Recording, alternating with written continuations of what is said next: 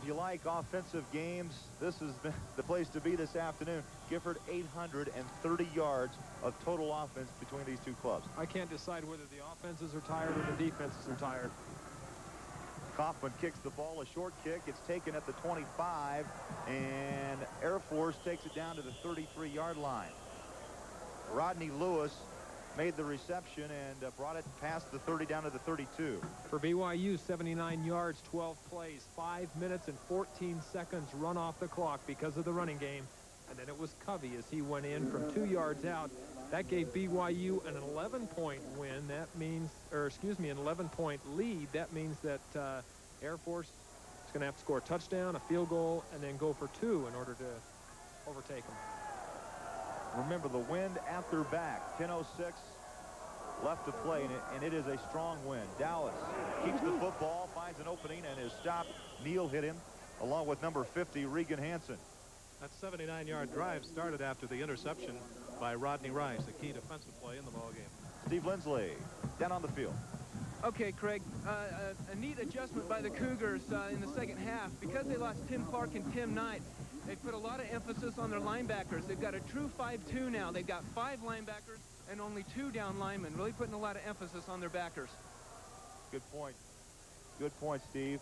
Dallas hands the football off up to the 40-yard line. Goes Andy Smith. He took a hard shot. It's going to be 3rd down and 4.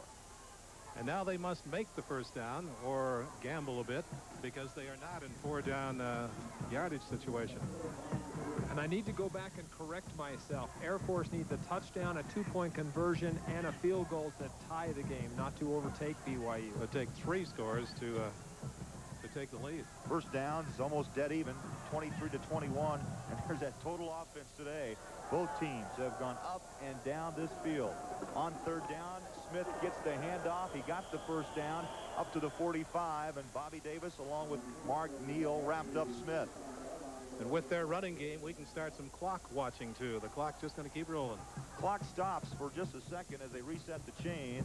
8:52 to play, and this is just what you call straight-ahead football. Andy Smith, 190, and he is a local player from Colorado Springs. First and 10 at the 45. Handoff off that right side, and a big gainer on first down. Chad Robinson stopped Johnson along with Rodney Rice. Johnson has been effective, Gifford, every time he's touched the football. Here you can see it from the ground level. Very strong legs. Good leg drive. You know, Steve talked about the adjustment BYU has had to make because of Knight and Clark being out there. It is a little bit more difficult to stop the wishbone with one less 275-pound player in there banging. 8:10 to play, and Air Force moving down the field. Dowis, as he tried to make the cut to the right, hit a slick spot and fell at the 47. Sent the flow to the left side. He tried to turn around and go back to the right. He had 2 men out there that he could work with, and he just slipped and went right down. You talk about the running of Johnson. Unofficially, we have him for 14 carries, 109 yards, and 1 touchdown. Seen some good runners this year. Hewitt, very good for San Diego State. Dawson for Wyoming. This young man's right with them. 7:35, clock ticking away. Little counterplay. Johnson's met head on at the line of scrimmage. Got over the 45 down to the 44. Mark Neal and also Bud Orr, along with Regan Hansen, plugged up that hole. Johnson only needed 39 yards to go over 1,000 career yards rushing. He's done that and then some.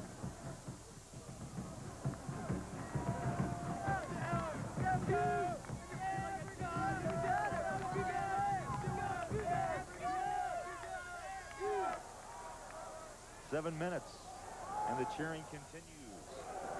Dallas drops back to pass, going for the home run, got a man open, and a catch almost made there by number 20, Anthony Roberson. But what a shot Scott Peterson put on Roberson. Good timing pass.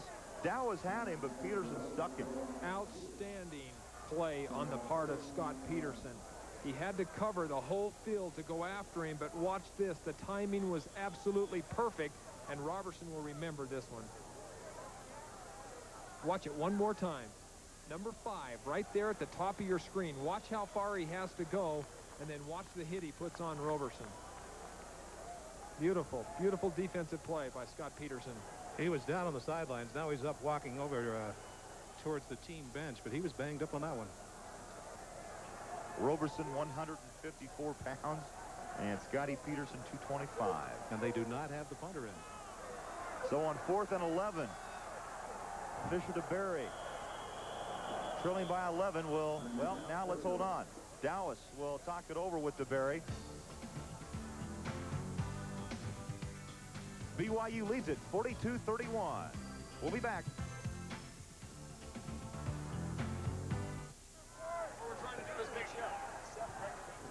6:49 left. 4th and 11 after that timeout by Air Force. Johnson goes in motion. Dallas across the middle's got a man, and he drops it. Steve Sin had the ball at the 23, and he dropped it. A junior out of Albuquerque, and he's got to be the most disappointed man on the football field. Watch what a nice throw this was by Dallas. He put this ball exactly where it had to be thrown. Sin should have had this one coming right across the middle. He was working on Bergeson. BYU caught a break there. Each passing situation today, the Air Force Academy has had a man open.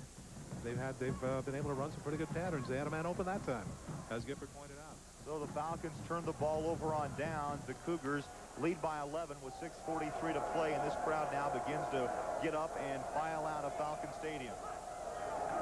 Belini gets the handoff, spins out of a tackle, fumbles the football, but I think he got it back at the 49. He pulled it down right up around his eyebrows that time. The ball was free. Well, what an afternoon for Belini. Just another day at the park. Watch this. You'll see the ball free in the air. Right. Where's it? There it is. And he pulls it right back down. Well, he's got a penalty. Flag on the play. Let's take a look around college football today. Army on a roll. They beat Vanderbilt 24-19. West Virginia remains unbeaten. They beat Rutgers by 10. And South Carolina shut out Navy 19-0. Michigan, a big win over Illinois, 38-9. First down and 15 after that penalty. Salido in motion. Belini the pitch. Salido with a seal block. Belini out of a tackle, still on his feet, and somehow Belini rumbles down to the Falcon 45. Lane Bean, the right side defensive tackle, chased him down from behind. But Salido broke him open. Gifford, watch this as Salido got a nice field block to spring Belini. Belini set it up, and then he cut right underneath Salido. For Belini today, 19 carries, 130 yards. And he got a shot in the back there as he was pulled down at the 45 of Air Force. Clock continues to roll. 4:50 to play. 5:50 to play.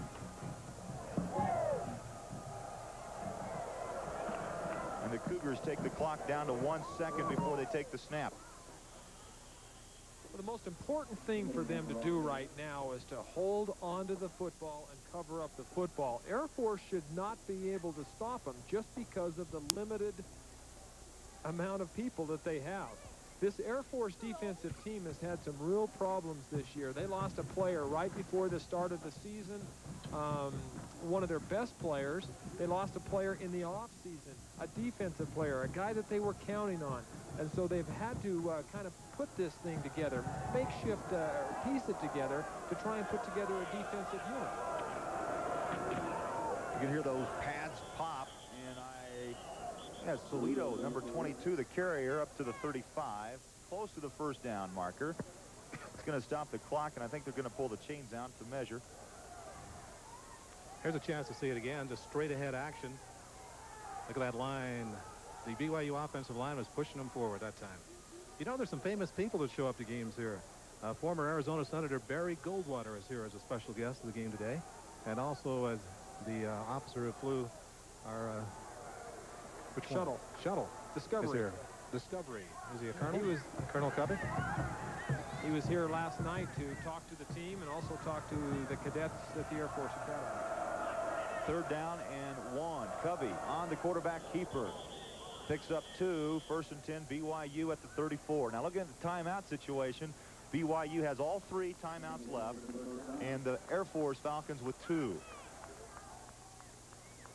Sean Covey just following Nawahi that time, picking up the 1st down. He scored a couple of touchdowns today by just following that big center. You know, BYU trailed 10-0. They trailed towards the end of the half and scored on a long pass play to Tyler Anderson. They trailed in the 3rd quarter, scored on a kickoff return. It's been an exciting football game. Close to 900 yards of total offense today for these 2 clubs. Handoff went off left tackle. Belini, did you see he went in motion and stopped? And I guess he was stopped for a second. They didn't throw a flag on that play when Salito got the handoff. Salito slipped as he planted. I think his left foot had just went out from under him, and down he went. Something was wrong with that play from the very start. You don't think it was designed that way? But Belini shows you on that play just how quickly he can stop and change directions. He was going 90 and he stopped. Double tight end. 2nd and 11. Whittingham in motion. The pitch to Belini. Whittingham out there trying to get a lead block. Now we've got a flag thrown at the 33. Whittingham leading the way through the lead block for BYU. Probably holding. Usually is in a situation like this. That stops the clock with 3:17 left. 42-31. BYU leading Air Force. And remember, the Freedom Bowl officials are here. Tom Starr taking a look at this BYU ball club. Quarterback rushing today. D. Dallas over the 100-yard mark. Covey scrambling for 5 yards. And those have both been, Jay, I believe, on 1st down and 3rd down attempts for the 1st down. He's dove over a couple and times. into the end zone twice. So those are yards that help a lot. On the offense, repeat 2nd down. Penalty pushes. Right here in a situation where mainly all BYU has to do is keep the clock going. They hurt themselves with a couple of penalties, but they're still in excellent shape in this football game. Here's a perfect position for BYU to utilize the snap count, go on a long count, and then throw a screen pass. 2nd down and 19. And the clock will start at the snap. Salito in motion. The pitch, right side Belini. Cuts it at the 40. And Chase spins out of a tackle and in trouble at the 43. Check that, the 37. Toth and Algrim teamed up to stop Belini. And you could just feel Roger French, the offensive coordinator and line coach, on the sideline saying, Matt, hold on to that football. Wrap it up with both arms. Look at the way he's carrying it. This late in the ball game, a fumble would be absolutely terrible. So as Fisher DeBerry looks on, timeout on the field. BYU leads 42-31.